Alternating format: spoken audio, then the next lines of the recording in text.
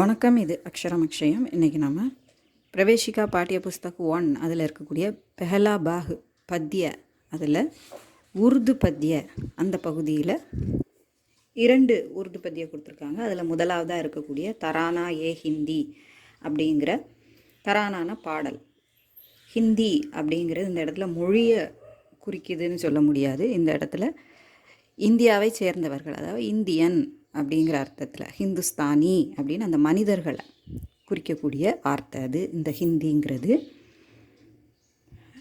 இப்போ இந்த முதல் போயத்துக்கான மீனிங்கை நம்ம பார்க்கலாம், அதாவது சாராம்சம் நம்ம பார்ப்போம். வாங்க பார்க்கலாம். தரானா ஏ ஹிந்தி. தரானா அப்படின்னா பாடல், ரொம்ப இனிமையான பாடல், நல்ல பாடல் அப்படின்னு அர்த்தம். ஹிந்தி இந்தியர்கள் அப்படிங்கிறத குறிக்கிறதுக்காக பாடப்பட்ட இந்த பாடல். இதை எழுதினவர் டாக்டர் முகமது இக்பால். இது நமக்கு தெரிஞ்ச பாடல் தான். அதிகமாக நம்ம தேசிய கீதத்துக்கு அடுத்து இந்த பாட்டை தான் நம்ம பாடிட்டுருக்கோம். தேசிய கீதமாக பாடுறதுக்கு இது ரொம்ப பொருத்தமானது அப்படின்னு கூட சொல்கிறாங்க. ஜனகணவை விட இது ரொம்ப பொருத்தமானது அப்படிங்கிற மாதிரி தான் சொல்கிறாங்க. ஏன்னா இதில் அந்த நாட்டை பற்றி அந்த அளவுக்கு உணர்வு பூர்வமாக எழுதப்பட்டிருக்கிறதுனால அப்படி சொல்கிறது உண்டு. இப்போ பார்க்கலாம். सारे जहाँ से अच्छा हिंदुस्तान हमारा, हम बुलबुले हैं इसकी ये गुलसिता हमारा. இந்த உலகத்திலே சிறந்த நாடு இந்திய நாடு. நாம் அனைவரும் இந்த தோட்டத்தின், இந்திய நாடு அப்படிங்கிற இந்த தோட்டத்தின் பூந்தோட்டத்தில் பறந்து வரக்கூடிய, நம்ம நைட்டிங்கேர்ள் அப்படின்னு சொல்லுவோம்ல, நைட்டிங்கேர்ள் அப்படின்னு சொல்லக்கூடிய அந்த வானம்பாடி பறவைகள் போன்றவர்கள் அப்படின்னு சொல்கிறாங்க. புல்புல் பறவைன்னு சொல்லுவோம் இல்லையா, அதே போன்றவர்கள். ஸோ அந்த வனத்தில் அந்த பறவைகளை எப்படி ஆனந்தமாக பாடி திரியுமோ அதே போல் நாம் நமது நாட்டில் அந்த அளவுக்கு சுதந்திரமாகவும் சந்தோஷமாகவும் இருக்கிறோம் அப்படிங்கிறதுக்கு இந்த மாதிரி சொல்லியிருக்கிறாங்க. ஸோ இதே மாதிரி இந்த பாடல்களுக்கான சாராம்சையும் நம்ம பார்த்துருவோம். गुरबत में हो अगर हम रहता है दिल वतन में, समझो वही हमें भी दिल हो जहाँ हमारा. ஸோ சாரே ஜஹா சே அச்சா அந்த மெட்டில் பாடக்கூடிய இந்த பாடல் நம்ம எல்லாரும் அதிகமாக கேட்டது தான். இதில் என்ன சொல்ல வராங்க அப்படின்னா, குருபத்து மே அப்படின்னா இந்த நம்ம நாட்டை விட்டு வெளிநாட்டில் நம்ம வசிக்கும் போதும் நம்ம மனசு எப்போவுமே நம்மளுடைய வத்தன்னா நாடு, நம்ம நாட்டில் தான் இருக்குது. ஸோ நம்ம வேறு இதில் உடலாலும் வேறு ஒரு காரணத்தினாலும் நம்ம வேறு வெளிநாட்டில் நம்ம வசித்தாலும் அப்படின்னாலும் நம்ம மனது எப்போவும் நம்ம நாட்டை தான் நினச்சிட்ருக்கோம். அப்படிங்கும்போது நம்ம எப்போவுமே இந்தியர்களாகத்தான் நாம் இருக்க போகிறோம். அதுதான் ஒரு தேசபக்தனுடைய இயல்பு அப்படின்னு சொல்கிறாங்க. அதுலேயும் பர்டிகுலராக இந்தியனோட இயல்பு அப்படின்னு. பர்பத் ஓ சப்சே ஊஞ்சா ஹம்சாயா ஆசுமா கா, ஓ சந்தரி ஹமாரா ஓ பாசுமா ஹமாரா. பர்பத் அப்படின்னா பர்வதம், அதாவது மலை அப்படின்னு சொல்லுவோம் இல்லையா, பஹாட் அப்படின்னு சொல்கிறது. ஸோ இந்த மலை ரொம்ப உயரமான இமயமலை நமக்கு இருக்குது. அது எப்படி இருக்குது, வானை தொடக்கூடியதாக இருக்குது. விண்ணை தொடும் உயர்ந்த மலையாக இருப்பது இமயமலை. அது நமக்கு எப்படி செயல்படுது, நம்ம நாட்டை எப்போதும் பாதுகாக்கக்கூடியதாக இருக்குது. சந்தரி ஹமாரா, ஒரு இரட்சகனாக இருக்கிறது, பாதுகாவலானாக இருக்கிறது. ஓ பாஸ்மா ஹமாரா, அது நம்மளுடைய காவலாளியாகவும் அது இருக்குது. எப்போவும் நம்மளை காத்து கொண்டிருக்கக்கூடிய ஒரு அரண் போலவும் அது இருக்குது அப்படின்னு சொல்கிறாங்க. गोदी में खेलती है इसकी हज़ारों नदियाँ, गुलशन है जिनके दम से रश के जना हमारा. கோதிமே அப்படின்னா அந்த மடியில், இந்த நாட்டின் மடியில், நமது பாரதத்தின் மடியில் ஹசாரோ நதியா, ஆயிரக்கணக்கான நதிகள் பாய்கின்றன. குல்ஷன் ஹே ஜின்கே தம்சே, நம்ம இங்கே இருக்கக்கூடிய தோட்டங்கள் எல்லாம் செழிப்பாக இருக்கு இல்லையா, ஆயிரக்கணக்கான நதிகள் ஓடுறதுனால அந்த நதிகளின் நீரினால் அந்த நாடு நல்லா செழிப்பாக இருக்குது. அதனால் இதுவே ஒரு பெரிய தோட்டம் போல் இருக்குது. அதை பார்த்து ஒரு நல்ல பூந்தோட்டமாக இருக்கக்கூடிய வண்ணமயமாக இருக்கக்கூடிய இந்த பாரத நாட்டை பார்த்து அந்த சொர்க்கமே என்ன செய்தான், ரஷ்கே ஜனா ஹமாரா, ரஷ்கேன பொறாமை கொள்வது, ஜனா இந்த சொர்க்கம் என்ன செய்து பொறாமை கொள்ளுது நம்மை பார்த்து அப்படின்னு சொல்லியிருக்கிறாங்க இதில். ये आब ये रूड ये गंगा वो दिन है याद तुझको उतरा तेरे किनारे जब कारवां हमारा मजहब नहीं सिखाता आपस में वैर रखना हिंदी है हम वतन है हिंदुस्तान हमारा. கங்கை நதியை பார்த்து கவிஞர் கேட்குறாரு, ஏ ஆபு ஏ ரூடு ஏ கங்கா, ஏ ஆப் இந்த நீர், ஏ ரூத் இந்த நதி, கங்கா அதாவது இந்த கங்கை நதியின் நீர் அப்படின்னு நம்ம மீனிங் எடுத்துக்கணும். இந்த கங்கை நதியின் நீர் அது அறியும், அதுக்கு ஞாபகம் இருக்கும் அப்படின்னு சொல்கிறாங்க. ஓ தின் ஹே யாது துஜுக்கோ, அந்த நாட்கள் உனக்கு நினைவிருக்கும் அப்படின்னு கங்கையை பார்த்து சொல்லி, உத்தரா தேரே கினாரே ஹமாரா கார்வா ஜபு உத்தரா, வெளிநாட்டிலிருந்து நாங்கள் எங்களுடைய கூட்டம் இந்த பக்கம் வரும்போது வந்து இறங்கியதை, உன் நதிக்கரையில் வந்து செட்டிலானதை நீ அறிவாய் அப்படின்னு சொல்கிறார். அதாவது முஸ்லீம்கள் கூட்டம் அங்கேருந்து இங்கே வந்ததை, முகமதியர் கூட்டம். மஜ்ஹப் நஹி சிக்காத்தா ஆப்பசுமே வயிறு ரக்குனா, எந்த ஒரு மதமும் தனக்கிடையே வயிறு அப்படின்னா விரோதத்தை காமிக்கணும் அப்படின்னு நஹி சிக்காத்தா கற்றுத்தருவதில்லை. ஹிந்தி ஹே ஹம் வத்தன் ஹே ஹிந்துஸ்தான் ஹமாரா. ஹம் ஹிந்தி ஹே, இந்த இடத்துல ஹிந்தினா ஹிந்து இனத்தை சேர்ந்தவர்கள், அதாவது பாரதிய அப்படின்னு சொல்லணும். ஹிந்தி அப்படிங்கிறது இந்தியன், நாங்கள் பாரதியர்கள். ஹிந்துஸ்தான் அப்படிங்கிறது தான் எங்களது நாடு. ஹமாரா வத்தன் ஹே ஹிந்துஸ்தான், ஹம் ஹிந்தி ஹே அப்படின்னு இதில் மீனிங் எடுத்துக்கணும்.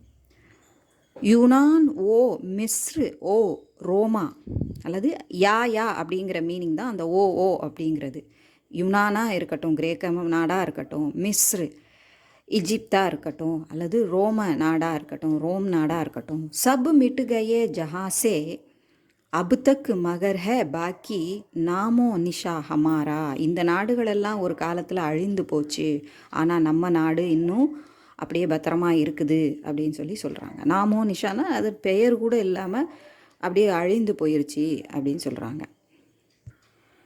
कुछ बात है कि हस्ती मिटती नहीं हमारी सदियों रहा है दुश्मन धौर जमा हमारा. ஆனால் நமது நாடு ஒருபோதும் அழிந்ததில்லை, மிட்டுத்தி நகி அழிவதில்லை, சதியோ ரஹாஹே நூற்றுக்கணக்கான ஆயிரக்கணக்கான கோடிக்கணக்கான ஆண்டுகளாக இது இருந்துக்கிட்டு தான் இருக்குது. எவ்வளவு எதிரிகள் வந்து நம்மளை தாக்கினாலும் இது அழியாமல் நிலைத்து நிற்கிறது அப்படின்னு சொல்கிறாங்க. இக்பால் கோயி மர்ஹம் அப்னா நஹி ஜஹா மே மாலும் கியா கிசி கோ தர்தியே நிஹா ஹமாரா. இதை எழுதின கவிஞரான இக்பால் சொல்கிறாரு, கோயி மர்ஹம் அப்னா நஹி ஜஹா மே, இந்த எங்களுடைய மனதில், அதாவது முகமதியர்களான எங்களது மனதில் எவ்வளவோ துயரங்கள் இருக்கின்றன, வலிகள் இருக்கின்றன. அந்த வலிகளை இன்னொரு முகமதியன் தான் அறிவான். அதாவது நல்ல தேசப்பற்று இருக்கக்கூடிய இந்த முகமதியன், அதாவது முஸ்லீம் மக்கள் வந்து என்னதான் தேசப்பற்று நம்ம நாட்டு மேலே பற்று வச்சிருந்தாலும், எவ்வளவோ காலத்துக்கு முன்னாடி வந்துட்டோம், ஆனால் நாங்கள் நிறைய பேர் பிறந்தது இங்கே தான், முன்னோர்கள் தான் வந்தாங்க தவிர அதுக்கப்புறம் நாங்கள் இங்கே தான் பிறந்தோம், இங்கே இருந்த எல்லாத்தையும் நாங்கள் நேரில் பார்த்து வளர்ந்தோம். அதனால எங்களுக்கு இந்த நாட்டு மேலே தான் பற்று இருக்குது, இதுதான் எங்கள் தாய்நாடு அப்படின்னு நாங்கள் எவ்வளவுதான் சொன்னாலும் மக்கள் அதை நம்புறதில்ல, எங்களை ஒரு இந்தியனாக ஏற்றுக்கொள்றதில்ல. அப்படிங்கிறத பார்க்கும்போது அது எங்கள் மனசில் ஒரு வலியை ஏற்படுத்துது அப்படின்னு இந்த இக்பால் சொல்கிறாரு, கவிஞர் இக்பால் சொல்கிறாரு. ஷாயர்னு சொல்லுவோம் உருதுவில். ஸோ இவர் சொல்லும்போது அந்த வலியை வந்து நீக்கிறதுக்கான எந்த ஒரு மருந்தும் கிடையாது. அதுவும் போக இதை உணர்வது அடுத்தவங்களால் இந்த வலி என்ன அப்படிங்கிறத உணரவும் முடியாது அப்படின்னு இந்த போயத்தை முடிச்சிருக்கிறாரு.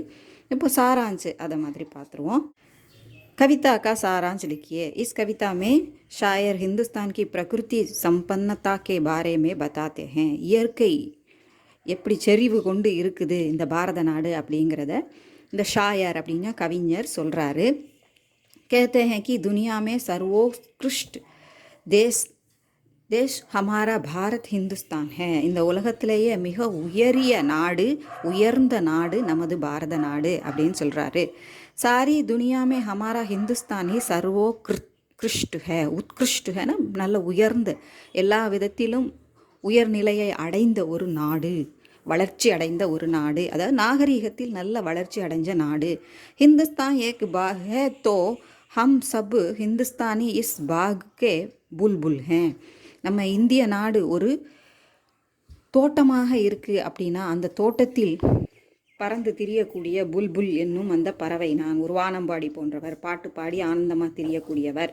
ஹமாரா ஹிந்துஸ்தான் ஏக்கு சுந்தர் புல்வாரி ஹே. நமது இந்திய நாடு ஒரு அழகான தோட்டம், பூந்தோட்டம். जब हम विदेश में रहते हैं तब भी हमारा दिल हमारे वतन हिंदुस्तान के बारे में ही सोचता रहता है. நம்ம வெளிநாட்டில் இருந்தாலும் நம்மளுடைய மனது நம்ம இந்திய நாட்டை பற்றியே நினைத்து கொண்டு இருக்கிறது. तो हमें समझना चाहिए ही कि हमारा दिल जहाँ रहता है वहीं हमारी जी भी रहती है. நம்ம மனசு எங்கே இருக்குதோ அங்கே தான் நம்மளுடைய உயிரும் இருக்குது. அப்போ நம்ம அந்த மனசு உயிரெல்லாம் எதை நினைத்து கொண்டு இருக்கிறதோ அதுதான் நம்ம தாய்நாடு அப்படிங்கிறத நம்ம புரிஞ்சுக்கலாம் அப்படின்னு சொல்கிறாரு. அர்த்தாத் மாத்திர ஹமாரா ஷரீர் விதேஷ் மே ஹே லேக்கின் ஹமாரா தில், ஹமாரி யாத், ஹமாரி ஸ்மிருதியா சப் ஹிந்துஸ்தான் மே ஹி ஹே. நம்ம என்னதான் வெளிநாட்டில் இருந்தாலும் நம்மளுடைய மனது, நம்மளுடைய எண்ணங்கள், அதாவது நினைவுகள் எல்லாமே எங்கே தான் இருக்குது? இந்தியாவில் தான் இருக்குது. அப்படின்னாலே நம்ம தெரிஞ்சுக்கலாம், நம்ம இந்தியா தான் நம்மளுடைய நாடு, தாய்நாடு. அதுதான் நம்ம அது மேலே நம்ம தேசப்பற்று வச்சிருக்கிறோம் அப்படிங்கிறத தெரிஞ்சுக்கலாம் அப்படின்னு சொல்கிறார். ஆகே கவி ஹிந்துஸ்தான் கே பிராகிருத்திக் சௌந்தர்ய கா வர்ணன் கர்த்தே ஹேன். அதுக்கப்புறம் கவிஞர் நம்ம பாரத நாட்டின் இயற்கை எழில வர்ணிக்கிறாரு. சன்சார்மே சப்சே ஊஞ்சா பர்வத் ஹிமாலய ஹே. இந்த உலகத்திலே மிக உயர்ந்த மலைன்னு சொன்னால் அது இமயமலை தான். எகு பாரத்கே உத்தர் மெஹே. இது பாரதத்தின் வடம் பகுதியில் இருக்கிறது. हिमालय इतना ऊंचा है कि मानो वह आकाश को छू रहा है और आकाश की साया जैसी है. அது எப்படி இருக்குன்னு சொல்கிறாங்க. இமயமலை எந்த அளவுக்கு உயரமாக இருக்குன்னா அது வானத்தையே போய் தொடுற அளவுக்கு இருக்குது. அதன் நிழல் போல இருக்குது. வானத்திற்கு நிழலே இங்கே வந்து விழுறது மாதிரி இருக்குது அப்படின்னு சொல்கிறாங்க. ஹிமாலய பர்வத் ஹமாரே ரக்ஷக் ஹே. இந்த இமயமலை நமது பாதுகாவலனாக இருக்கிறது. கர்வ் கி பாத் ஹே கி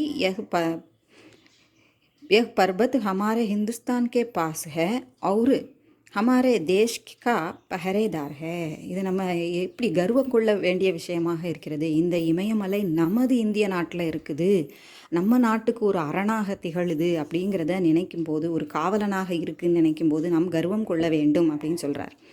ஆகே ஷாயர் हिंदुस्तान की नदियों का वर्णन करते हैं. நதியை பற்றி வர்ணிக்கிறார். हिंदुस्तान की गोदी में हजारों नदियाँ हैं. இந்திய தாயின் மடியில் 1000 நதிகள் இருக்கின்றன, அதை ஓடுகின்றன.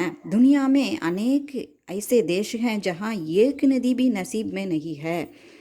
உலகத்தில் பல நாடுகளில் ஒரு நதிக்கு கூட வழி இல்லாமல் அவங்க இருக்கிறாங்க. லேக்கின் பாரத் மே கோஸ் கோஸ் மே நதி ஹே. ஒவ்வொரு மூளை முடுக்குகளிலும் எங்கே இருக்குது? நதிகள் இருக்கின்றன. எங்கே பார்த்தாலும் நதிகள் தான், அளவு செழிப்பாக இருக்குது. ஹமாரே லியே கர்வ் கி பாத் ஹே. இது நமக்கு கர்வம் கொள்ள வேண்டிய விஷயம், பெருமைப்பட வேண்டிய விஷயம். இன் நதியோं से हमारे हिंदुस्तान के चमन चीन से जाते हैं और हमारा वतन हरा भरा रहता है. இந்த நதிகளால் நம்ம இந்திய நாட்டு நிலங்கள் எல்லாம் நீர் பாய்ச்சப்படுகிறது, பாசனம் பெறுகிறது. அதன் மூலமாக நம்ம நாடு எப்படி இருக்கிறது? நம்ம பூமி பசுமை நிறைந்ததாக திகழ்கிறது. இசே தேக்க ஸ்வர்கபி ஈர்ஷ்யா கர்த்தா ஹே. இதை பார்த்து நமது அந்த சொர்க்கம் கூட நமது நாட்டை பார்த்து பொறாமை கொள்கிறது அப்படிங்கிறாங்க. ஆகே ஷாயர் கங்கா நதி கோ சம்போதித் கர்த்தே कहते हैं, ए गंगा नदी के पानी, हे गंगा नदी के पानी, क्या तुमको याद है तुझ पर नाव में सवार होकर कितने यात्री झुंड आते थे. அதுக்கப்புறம் கங்கை நதியை அழைத்து சொல்கிறார், விழி சொல்கிறார் அப்படின்னா கூப்பிட்டு சொல்கிறாரு. கங்கை நதியின் நீரே உனக்கு ஞாபகம் இருக்கா? அதாவது கங்கை நீரே உனக்கு ஞாபகம் இருக்கா? உன் மீது படகை செலுத்தி அதில் சவாரி செய்து அதில் பயணம் செய்து நிறைய பயணிகளின் கூட்டம் இங்கு வந்தது. वे सब हमारे देश की संपन्नता के बारे में सुनकर यही रहने के लिए आए. இங்கே இருக்கக்கூடிய அந்த சம்பன்னத்தா செழிப்பை ஒரு நிறைவை பார்த்து இங்கேயே வந்து வசிக்க விரும்பினார்கள். கேள்விப்பட்டு இங்கேயே வந்து வசிக்க விரும்பினார்கள். இங்கேயே வந்து செட்டில் ஆயிட்டாங்க. हमारे देश में अनेक धर्मावलंबी अनेक मजहबों के अनुयायी रहते हैं. நம்ம நாட்டில் பல தர்மங்களை சார்ந்தவர்களும் பல தர்மங்களை பின்பற்றுபவர்களும் இருக்கிறார்கள். लेकिन वे सब अमन से चैन से रहते हैं. ஆனால் அவங்க அனைவருமே ரொம்ப வெவ்வேறு மதத்தை சார்ந்தவர்களாக பின்பற்றுபவர்களாக இருந்தாலும் அவங்க நிம்மதியாக எந்த ஒரு பிரச்சனையும் இல்லாமல் சைன் சே நிம்மதியாக அமன் சே அமைதியாக வசிக்கிறார்கள். क्योंकि कोई भी धर्म या मजहब विरोध भावना की शिक्षा नहीं देता. ஏன்னா எந்த ஒரு மதமுமே ஒருத்தருக்கு சண்டை போட்டுக்கணும், எதிர்க்கணும், விரோதியாக இருக்கணும் அப்படிங்கிற எந்த ஒரு விஷயத்தையும் அது தருவதில்லை.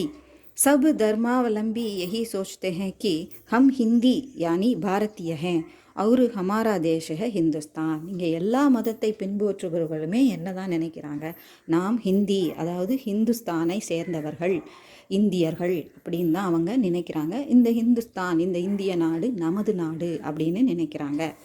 आगे कवि भारत की अखंडता और अस्मिता के बारे में कहते हैं. अस्मिताना அதனுடைய நிலைத்தன்மை, அதுக்குன்னு உள்ள ஒரு தனித்தன்மையை பற்றி சொல்கிறாங்க.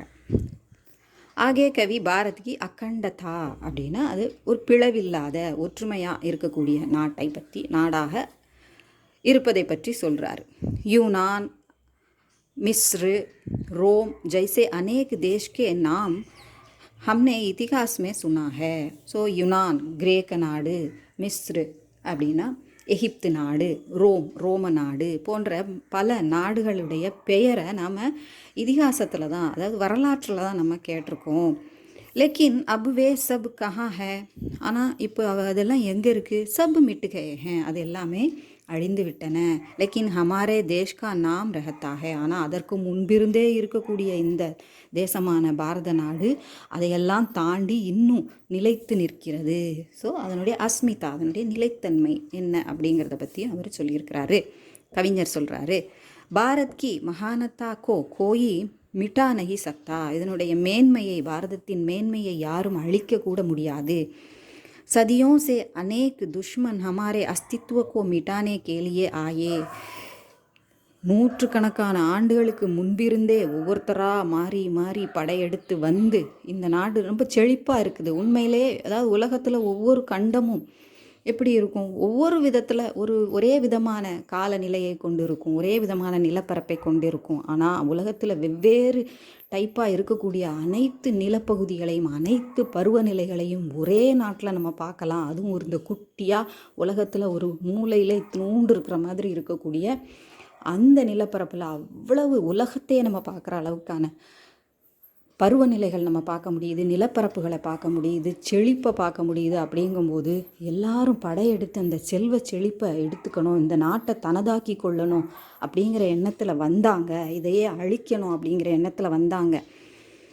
ஆனாலும் இதை ஒன்றுமே அவங்க செய்ய முடியலை, அழிக்கவே முடியலை. லேக்கின் கோயி குச்சினகி கர்சக்கே. ஆனால் யாரும் எதுவும் செய்ய முடியவில்லை. इकबाल कहते हैं हमारे मन में भी अनेक प्रकार के दर्द हैं. இக்பால் சொல்கிறார், எங்கள் மனசுலையும் பலவிதமான வலிகள் இருக்கிறது. जिन्हें कोई पहचान नहीं सकता.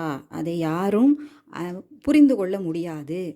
और जिनके लिए कोई மர்ஹம் பி நஹி ஹே. அதுக்காக அப்படிப்பட்ட வலிகளுக்காக எந்த ஒரு மருந்தும் கூட கிடையாது.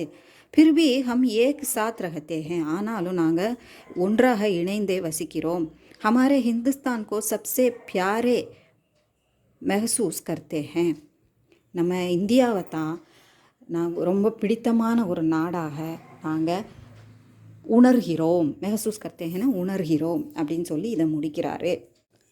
அடுத்த அபியாஸில் நிம்னலிக்கித் பிரஷ்னோं के उत्तर एक या दो वाक्यों में लिखिए. கீழ்கண்ட கேள்விகளுக்கான பதிலை 1 அல்லது 2 வாக்கியங்களில் எழுதுக. शायर मोहम्मद इकबाल भारत देश और भारतवासियों की तुलना किसके साथ करते हैं? நம்ம பாரத நாட்டையும் பாரதத்தில் வசிக்கக்கூடிய மக்களையும் எதனுடன் ஒப்பிடுகிறார்? शायर मोहम्मद इकबाल भारत देश को फूलों के बाग तथा भारतवासियों को बुलबुल पक्षी के साथ तुलना करते हैं. ஸோ இந்த பாரத நாட்டை பூந்தோட்டமாகவும் பூலோங்கே பாக் பூந்தோட்டமாகவும் பாரத்வாசியோங்கோ அதில் வசிக்கக்கூடிய பாரத மக்களை இந்திய மக்களை புல்புல் பறவையாக வர்ணிக்கிறார், அதாவது உருவகப்படுத்துகிறார், ஒப்பிடுகிறார். பாரத்கே சந்தரி ஏவம் சௌக்கிதார் கவுன் ஹே, நம்ம பாரதத்தின் அரணாகவும் பாதுகாவலனாகவும் இருக்கக்கூடியது யார்? ஹிமாலய பர்வத் பாரத் தேஷ்கே சந்தரி அவுரு சௌக்கிதார் ஹே, இமயமலை தான் பாரத தேசத்தின் ரக்ஷகனாகவும் அதாவது பாதுகாவலனாகவும் அரணாகவும் திகழ்கிறது. ஹசாரோ நதியா கஹா கேல்தி ஹே, ஆயிரக்கணக்கான நதிகள் எங்கு விளையாடுகின்றன, ஓடி விளையாடுகின்றன, அதாவது பாய்கின்றனங்கிறதுக்கு அப்படி வர்ணித்து சொல்லியிருக்கிறாங்க. பாரத் கி கோதுமே ஹசாரோ நதியா கேல்தி ஹே, பாரதத்தின் மடியில் ஆயிரக்கணக்கான நதிகள் விளையாடுகின்றன.